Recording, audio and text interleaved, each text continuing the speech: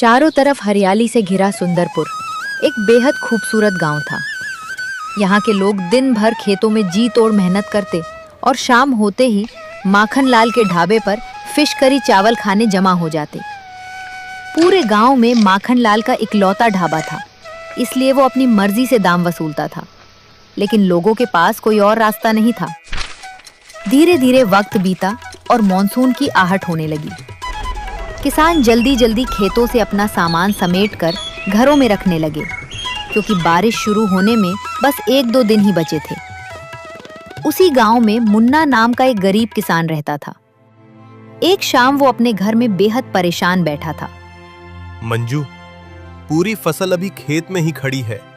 घर में अनाज का एक दाना तक नहीं आया और मौसम विभाग वाले कह रहे हैं कि कल से भारी बारिश होगी। मुझे तो बहुत डर लग रहा है।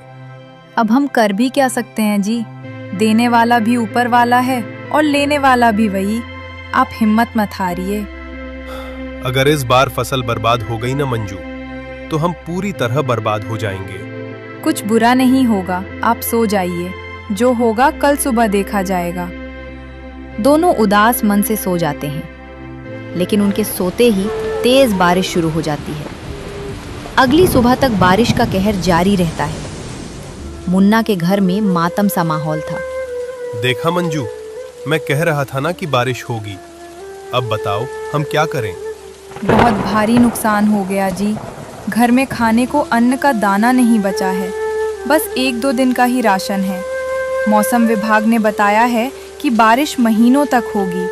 ऐसा करो, पहले तुम खेत जाओ और लौटते वक्त कोई काम तलाश कर ही लौटना। ठीक है, मैं काम ढूंढ कर ही लौटूंगा। मुन्ना खेत पर पहुंचता है तो देखता है कि उसकी सारी फसल पानी में डूबकर बर्बाद हो गई है। वो उदास मन से आसमान की ओर देखता है। हे भगवान, ये क्या कर दिया तुमने? मैंने दिन रात एक करके इस फसल को बड़ा किया था। क्या मेरी मेहनत का यही फल है? अब मैं अपनी पत्नी को क्या खिलाऊंगा? मुन्ना काम की तलाश में गांव में भटकता है, पर कहीं काम नहीं मिलता। लौटते वक्त माखनलाल की नजर उस पर पड़ती है।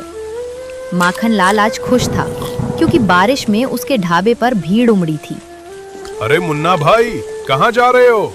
आओ, इस बरसात में कम से कम गर्मा गर्म फिश करी के मजे तो लेते जाओ। माखनलाल, तुम्हें पता है कि इस बारिश ने मेरी फसल बर्बाद कर दी और तुम मेरा मजाक उड़ा रहे हो। किसी का नुकसान होगा तो किसी का फायदा होगा ही। देखो, जब से बारिश शुरू हुई है मेरे यहाँ भीड़ ही भीड़ है।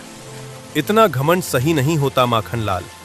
घमंड तो होगा ही, जो इस पूरे गांव में सिर्फ मेरा एक ढाबा है। हिम्मत है तो तू भी खोल ले। मुन्ना वहां से सीधे घर की तरफ बढ़ने लगता है। रास्ते में उसे कनक चाचा मिल जाते हैं। मुन्ना, इस बारिश में यहाँ क्या कर रहे हो और इतने उदास क्यों हो? क्या बताऊं चाचा, फसल बर्बाद हो गई। घर में खाने को दाना नहीं है। काम की तलाश में भटक रहा हूँ। अगर बुरा ना मानो तो मेरा ढाबा बंद पड़ा है। मैं काम के सिलसिले में शहर जा रहा हूँ। मुझे आने में महीना लग जाएगा। तब तक तुम उसमें कुछ बेचो। काका, आपकी बात तो सही है, पर मैं क्या बेचूं? इस गांव में है क्या बेचने को? बेटा, मैंने तुम्हें रास्ता दे दिया है। अब तुम्हें क्या बेचना है ये तुम तय करो। ढाबा तुम्हारे लिए खुला है। ठीक है काका, मैं कल से कुछ न कुछ जरूर बेचूंगा। मुन्ना घर जाता है और मंजू से कहता है, मंजू, कनक चाचा का ढाबा मिला है। अगर तुम कुछ बना सको तो हम बेचेंगे। मेरे पास कुछ पैसे हैं। चिकन मटन तो महंगा है, हम क्या बेचें? सोचो, क्या बनाएं? मैं सुबह तालाब से मछलियां पकड़कर लाऊंगा। तुम उन मछलियों से बेहतरीन फिश बिरयानी बनाना। बारिश में गर्मा गर्म फिश बिरयानी का मुकाबला कोई नहीं कर पाएगा। वाह, ये तो बहुत बढ़िया जुगाड़ है। अगली सुबह मुन्ना तालाब से मछली लाता है। मंजू उसे धोकर और मसालों के साथ पकाकर लाजवाब फिश बिरयानी तैयार करती है। मुन्ना उसे ढाबे पर ले जाता है। महक सुनकर सलीम और बंटी वहां आते हैं।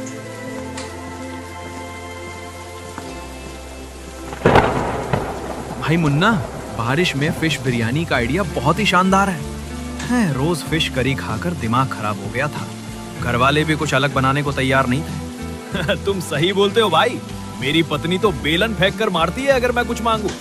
चलो मुन्ना, एक एक प्लेट लगाओ, देखते हैं तुम्हारी फिश बिरयानी का स्वाद कैसा है। दोनों जैसे ही बिरयानी का पहला निवाला खाते हैं, उनकी आंखें खुशी से चमक उठती हैं। मुन्ना कसम से यार, ऐसी फिश बिरयानी आज से पहले मैंने कभी नहीं खाई। वाकई बहुत लाजवाब है। बिल्कुल, माखन लाल की फिश करी तो इसके सामने कुछ भी नहीं है। लोगों की ये तारीफ सुनकर मुन्ना समझ जाता है कि अब उसकी और मंजू की मुश्किलें खत्म होने वाली हैं। धीरे धीरे मुन्ना के ढाबे पर गांव वालों की भारी भीड़ जुटने लगी। शाम होते होते उसकी सारी फिश बिरयानी बिककर खत्म हो गई। मुन्ना खुशी खुशी सारा कमाया हुआ पैसा समेटकर घर लौटता है और मंजू के हाथ में रख देता है। अरे वाह, इतने सारे पैसे! मुन्ना जी, कनक चाचा हमारे लिए किसी भगवान से कम नहीं है। अगर आज उन्होंने हमें वो ढाबा ना दिया होता तो शायद इस बारिश में हम दोनों भूखे मर रहे होते। तुम बिल्कुल सही कह रही हो मंजू। कनक चाचा का ये एहसान हम कभी नहीं भूल सकते। खैर, आज बहुत थकान हो गई है। कल सुबह फिर जल्दी उठकर तालाब से ताज़ी मछलियां पकड़नी है, इसलिए मैं सोने जा रहा हूँ। इतना कहकर मुन्ना सो जाता है। अगली सुबह वो फिर से तालाब जाकर ताज़ी मछलियां लाता है। मंजू पूरे दिल से स्वाद लेकर फिश बिरयानी बनाती है और मुन्ना उसे बेचने के लिए ढाबे पर पहुंच जाता है। मुन्ना को ढाबा खोले अभी थोड़ा ही समय हुआ था कि शहर से दो लोग पैदल चलते हुए वहां आते हैं। वे कनक चाचा का ढाबा ढूंढ रहे थे। वे दोनों कोई और नहीं बल्कि बैंक के कर्मचारी थे। भाई सुनो, क्या यही कनक का ढाबा है? जी साहब, पहले उन्हीं का था, पर अभी कुछ दिनों से इसे मैं चला रहा हूँ। कनक चाचा तो किसी काम से 1 महीने के लिए शहर गए हैं। कोई बात थी क्या साहब? देखो भाई, हम बैंक से आए हैं और ये नोटिस है। कनक ने ये ढाबा खोलने के लिए बैंक से लोन लिया था, जिसकी ब्याज की किस्तें अभी तक बाकी हैं। उन्हें 1 महीने का वक्त मिला है। अगर समय पर पैसे नहीं चुकाए गए तो ये ढाबा सरकार का हो जाएगा। बैंक इस पर कब्जा कर लेगा। क्या? मुझे तो इस बारे में कुछ पता ही नहीं था साहब। हम तो बस गरीब लोग हैं। उनसे कुछ दिनों के लिए ये ढाबा मांगा था। वैसे साहब, आप इतनी दूर से चलकर आए हैं, मैं आपकी क्या सेवा कर सकता हूँ? सेवा क्या करोगे भाई, पर सच बताए तो तुम्हारे इस पतीले से फिश बिरयानी की बड़ी लाजवाब महक आ रही है। इस बारिश में भूख भी जोर की लगी है। कम से कम 1-1 प्लेट हमें भी खिला दो। अरे बिल्कुल बिल्कुल साहब, आप बैठिए तो सही, मैं अभी लगाता हूँ। मुन्ना तुरंत दोनों के लिए गर्मा गर्म फिश बिरयानी की प्लेट लगाता है। दोनों जैसे ही पहला चम्मच मुंह में डालते हैं, दंग रह जाते हैं। भाई वाह, गजब का स्वाद है। ऐसा स्वाद तो मैंने शहर के बड़े बड़े होटलों में भी नहीं पाया। क्या महक है, और हर एक चावल का दाना बिल्कुल अलग अलग है, और ऊपर से इस मछली का स्वाद तो लाजवाब है। सुनो भाई, तुम फिक्र मत करो, मैं शहर जाकर बैंक मैनेजर साहब से बात करूंगा और कनक के लोन का समय थोड़ा और बढ़वाने की कोशिश करूंगा। पर तुम अपना ये ढाबा बंद मत करना भाई। आपका बहुत बहुत धन्यवाद बाबूजी। ईश्वर आपका भला करे। कभी दोबारा मौका मिले तो जरूर आइएगा। कितने पैसे हुए भाई? नहीं साहब, आपने कनक चाचा के लिए इतनी बड़ी बात कह दी। मेरे लिए यही बहुत बड़ा उपकार है।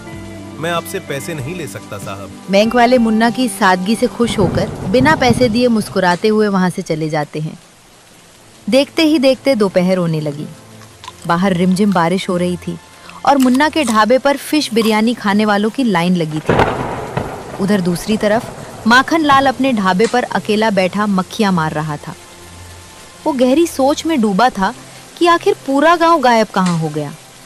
आखिर इस सुंदरपुर वालों को हो क्या गया है? इस बरसाती मौसम में तो मेरे यहाँ पैर रखने की जगह नहीं होती थी। आज एक भी ग्राहक नहीं आया। 1-2 दिन तो ऐसी भीड़ लगी कि मजा ही आ गया, पर पता नहीं किसकी नजर लग गई। वो सोच ही रहा था कि तभी उधर से उसका एक पुराना और पक्का ग्राहक जग्गा गुजरता है। जग्गा को देखकर माखनलाल उसे आवाज लगाता है। अरे ओ जग्गा भाई, जरा इधर तो आना। हाँ माखनलाल भाई, बोलिए क्या बात है? क्यों भाई, आज मेरे ढाबे पर कुछ खाओगे नहीं क्या? अरे नहीं भाई, मैं तो अभी अभी पेट भरकर फिश बिरयानी खाकर आ रहा हूँ। क्या? फिश बिरयानी? क्यों, तुम्हारी बीवी ने आज घर में बिरयानी बनाई थी क्या? अरे माखन लाल भाई, तुमसे कितनी बार बोला है कि मेरी अभी शादी नहीं हुई है। अच्छा बाबा, माफ करना, पर फिर तुमने फिश बिरयानी खाई कहाँ? अरे अपने गांव के उस किनारे भाई साहब, मुन्ना ने फिश बिरयानी का ढाबा खोला है। लोग दीवाने हो गए हैं उस पर, ग्राहक टूटे पड़ रहे हैं वहां। आपस में मार करने पर उतारू हैं कि पहले मुझे दो, पहले मुझे दो। मुन्ना बेचारा प्लेटें देते देते पागल हो गया है। इतना सुनते ही माखन लाल के पैरों तले जमीन खिसक जाती है। उसका चेहरा पीला पड़ जाता है। क्या क्या तू सच कह रहा है? अरे झूठ बोलने के क्या तुम मुझे पैसे दे रहे हो जो झूठ बोलूंगा? मैं तो सच बता रहा हूँ। स्वाद एकदम नंबर 1 है। चलो मैं चलता हूँ। जग्गा तो चला जाता है, पर माखन लाल को उसकी बातों पर यकीन नहीं होता। वो अपना ढाबा वैसे ही छोड़कर सच का पता लगाने कनक चाचा के ढाबे की तरफ दौड़ पड़ता है। वहां का नजारा देखकर माखन लाल के होश उड़ जाते हैं। मुन्ना के ढाबे पर सचमुच पैर रखने की जगह नहीं थी। लोग खिड़कियों से हाथ बढ़ा बढ़ाकर बिरयानी मांग रहे थे। ये देखकर माखन लाल गुस्से से पैर पटकता हुआ सीधे अपने घर लौट जाता है।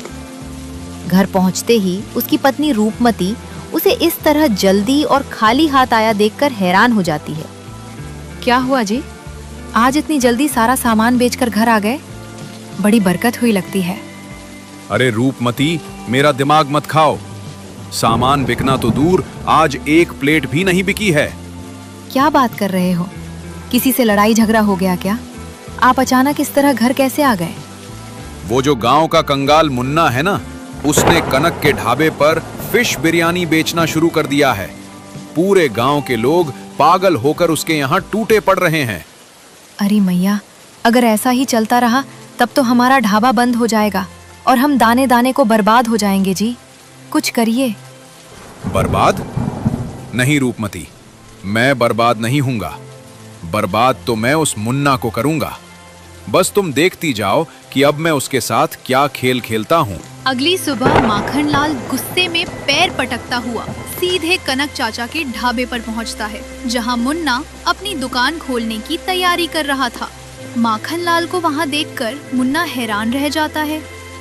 अरे वाह मुन्ना भाई, मैंने तो मजाक में कहा था, पर तुमने तो सचमुच का ढाबा खोल लिया। बड़ी तरक्की हो रही है तुम्हारी। माखनलाल भाई, ये ढाबा मेरा नहीं है, ये तो कनक चाचा का है। उन्होंने मुसीबत में मुझे सहारा दिया है। अरे भोला भाला मुन्ना, कनक से ज्यादा चालाक आदमी पूरे सुंदरपुर में कोई नहीं है। उसने तुम्हें सहारा नहीं दिया, बल्कि अपनी बला तुम्हारे सिर मर दी है। उस ढाबे पर बैंक का बड़ा लोन है। आज नहीं तो कल बैंक वाले आएंगे और इस ढाबे पर ताला ठोक देंगे। उसके बाद तुम क्या करोगे? सड़क पर आ जाओगे। जो होगा देखा जाएगा माखनलाल भाई, मेहनत की खाएंगे। अरे पागल मत बनो, यहाँ दिन भर खटकर कितना कमा लेते हो तुम। सुनो, जितना तुम यहाँ से कमाते हो, मैं तुम्हें उससे ज्यादा पैसा दूंगा। तुम कनक का चक्कर छोड़ो और मेरे ढाबे पर आकर काम करो। क्या पड़े हो कनक के चक्कर में? कोई नहीं है माखनलाल की टक्कर में।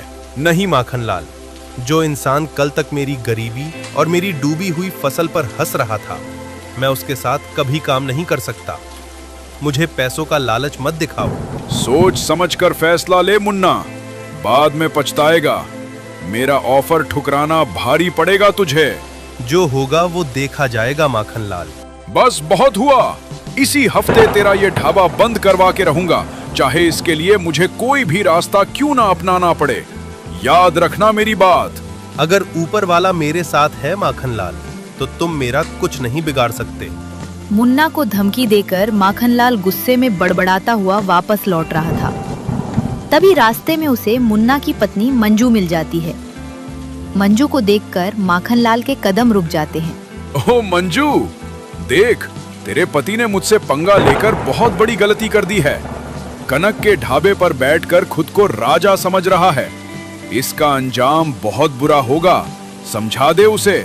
तुम मर्दों की यही दिक्कत है। जुबान संभाल कर बात कर मंजू, मैं एक मर्द हूँ, समझी? अगर मर्द हो तुम मर्दों की तरह बराबरी का मुकाबला करो माखनलाल भाई।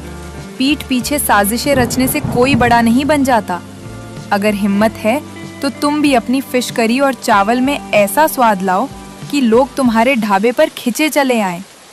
ग्राहकों से तमीज और अच्छे से बात करना सीखो, फिर देखो भीड़ कहाँ जाती है। अरे 2 दिन क्या ढाबा चला लिया, तुम जैसी औरतें अब मुझे धंधा करना सिखाएंगी? रास्ता छोड़ो मेरा। माखनलाल गुस्से में पैर पटकता हुआ वहां से तेज कदमों से चला जाता है। माखनलाल से बहस के बाद मंजू सामान लेकर सीधे कनक चाचा के ढाबे पर पहुंचती है। सुबह सुबह मंजू को ढाबे पर देखकर मुन्ना थोड़ा हैरान हो जाता है। अरे मंजू, तुम सुबह सुबह यहाँ ढाबे पर क्यों आ गई? कोई खास काम था क्या घर पे? काम नहीं था जी, पर अभी अभी डाक बाबू आए थे, उन्होंने ये पर्ची दी है। कनक चाचा ने शहर से हमारे नाम ये खत भिजवाया है। क्या लिखा है खत में? चाचा ठीक तो है ना? चाचा ने लिखा है कि उनके पास बैंक का लोन चुकाने के पैसे नहीं थे, इसीलिए वो मजबूरी में ये ढाबा छोड़कर शहर चले गए। वो अब वापस नहीं आएंगे। खत में लिखा है कि अगर हम चाहें तो इस ढाबे की बची हुई किस्तें भरकर इसे अपना बना सकते हैं, नहीं तो बैंक वाले इस पर ताला मार देंगे। बस इतनी सी बात? तुम फिक्र क्यों करती हो मंजू? अगर ऊपर वाले के आशीर्वाद और तुम्हारी मेहनत से आज हम अच्छा कमा रहे हैं, तो हम बैंक की किस्त भी भर देंगे, उसका ब्याज भी चुका देंगे और सब कुछ सही कर देंगे। तुम चिंता मत करो, अब तुम घर जाओ और आराम करो। देखो ग्राहक आना शुरू हो गए हैं। मंजू राहत की सांस लेती है और घर चली जाती है। देखते ही देखते मुन्ना के ढाबे पर ग्राहकों की भारी भीड़ उमड़ पड़ती है। लोग स्वादिष्ट फिश बिरयानी का लुत्फ उठाते हैं, मुन्ना की तारीफ करते हैं और अपने अपने घरों को लौट जाते हैं। धीरे धीरे शाम ढलने लगती है। मुन्ना अपना हिसाब किताब समेट ही रहा था कि तभी एक पुलिस इंस्पेक्टर रौब झाड़ता हुआ मुन्ना के ढाबे पर आकर रुकता है। उसका मकसद मुन्ना को डराना धमकाना था। ओए मुन्ना, दुकान बंद कर। तुझे पता नहीं है क्या कि इस ढाबे पर बैंक का भारी लोन बकाया है? इसकी किस्त किसने जमा की बे? नमस्कार साहब। जी साहब, मुझे इस लोन के बारे में पूरी जानकारी है। जब सब पता है तो यहाँ गैर कानूनी तरीके से ढाबा खोलकर क्यों बैठा है? चल निकाल पैसे, अभी के अभी किस्त जमा कर, नहीं तो अंदर कर दूंगा। मुन्ना इंस्पेक्टर के हाव भाव देखकर भाप जाता है कि दाल में कुछ काला है। उसे कानून की अच्छी समझ थी। साहब, एक बात बताइए, आपको यहाँ भेजा किसने है? मुझे कौन भेजेगा बे? कानून का रखवाला हूँ मैं, मुझे बैंक वालों ने भेजा है, समझे? साहब, मुझे कानून की पूरी समझ है। बैंक का लोन वसूलने के लिए पुलिस सीधे नहीं आ सकती, और अगर बैंक वालों ने आपको भेजा भी होता तो आपके साथ बैंक के कर्मचारी या अधिकारी होने चाहिए थे। आप यहाँ अकेले क्यों आए हैं साहब? ओए लड़के, मुझसे बहस मत कर, भारी पड़ेगा तुझे। बहस नहीं कर रहा हूँ साहब, सच कह रहा हूँ। मुझे अच्छी तरह पता है कि आपको बैंक वालों ने नहीं बल्कि उस माखन लाल ने भेजा है। सच सच बताइए साहब, कितने रुपयों में बिक गए आप? जुबान संभाल कर बात कर मुन्ना, वर्दी की तौहीन मत कर। साहब, ये मत भूलिए कि आप इस वर्दी में महीने का जितना कमाते हैं ना, भगवान की दया से मैं इस ढाबे से उससे ज्यादा पैसे कमाता हूँ। अगर कानून पर आ गया ना साहब, तो जहां तक चलोगे वहां तक चलूंगा। कोर्ट कचहरी सब दिखा दूंगा, पर आपकी ये नौकरी छुड़वा कर ही दम लूंगा। मुन्ना के इस सख्त और कानूनी तेवर को देखकर पुलिस इंस्पेक्टर के पसीने छूट जाते हैं। वो समझ जाता है कि मुन्ना कोई सीधा साधा अनपढ़ किसान नहीं है जिसे डराया जा सके। वो थोड़ा डर जाता है। चल चल ठीक है, कोई बात नहीं, मैं तो बस बताने आया था। पर हाँ, वो बैंक के पैसे समय पर जमा कर देना, मैं जा रहा हूँ। पुलिस इंस्पेक्टर के जाने के थोड़ी देर बाद मुन्ना अपने ढाबे का सामान समेटकर घर लौटता है। उसका चेहरा बहुत उदास था। घर पहुंचते ही मंजू उसका उतरा हुआ चेहरा देखकर फिक्र में पड़ जाती है। क्या हुआ जी, आज आपका चेहरा इतना उदास क्यों है? सुबह तो आप बहुत खुश थे, सब कुछ बढ़िया चल रहा था। मंजू, मुझे समझ नहीं आता कि हम किसी का कितना भी अच्छा सोचें, लोग हमारे लिए बुरा ही क्यों सोचते हैं। आप माखन लाल की बात कर रहे हैं ना? देखिए, हम अपना काम पूरी ईमानदारी से करेंगे। ऊपर वाला सब देख रहा है। अगर माखन लाल में इतनी समझ होती तो जितना दिमाग वो हमारे पीछे लगा रहा है उतना अपने धंधे पर लगाता। उसका ढाबा फिर से चल पड़ता। मैं इसी बात से परेशान हूं मंजू कि उसने आज हद ही पार कर दी। आज तो उसने थाने के इंस्पेक्टर को खुद मेरे ढाबे पर डराने धमकाने के लिए भेज दिया था। वो तो भगवान का लाख लाख शुक्र है कि मुझे कानून के कुछ नियम पता थे, इसलिए मैं बच गया। अब आगे क्या होगा भगवान जाने। कुछ भी बुरा नहीं होगा जी, आप आराम करिए। सुबह सब कुछ अच्छा हो जाएगा। और हाँ, कल महीने की आखिरी तारीख है, तो सारा पैसा साथ लेकर जाना और बैंक वालों को देकर लोन चुकता कर देना। ठीक कहती हो मंजू, कल सबसे पहले यही काम करूंगा। उधर दूसरी तरफ माखन लाल अपने घर में सिर पकड़कर बैठा था और अपनी पत्नी रूपमती से अपनी नाकामी का रोना रो रहा था। रूपमती, आज फिर मेरा दांव खाली चला गया। मैंने इंस्पेक्टर को पूरे पैसे दिए थे, पर वो मुन्ना को डरा नहीं पाया। मुन्ना ने उसे कानून की बातें सिखाकर भगा दिया। मेरा तो काम ही बेकार हो गया। अगर आप मेरी बात माने तो मैं आपसे कुछ कहूँ। छोड़ दीजिए ये सब दुश्मनी। जिस दिन आप ये बैर भाव छोड़ देंगे उस दिन अपना ढाबा फिर से चलने लगेगा। सच कह रही हो रूपमती, मुझे भी अब यही लग रहा है। अब मुझे खुद में कुछ तो बदलाव करना ही पड़ेगा। मुझे वो दिन अच्छी तरह याद हैं जब लोग मेरे यहाँ आते थे और मैं उनसे कितने घमंड से बात करता था।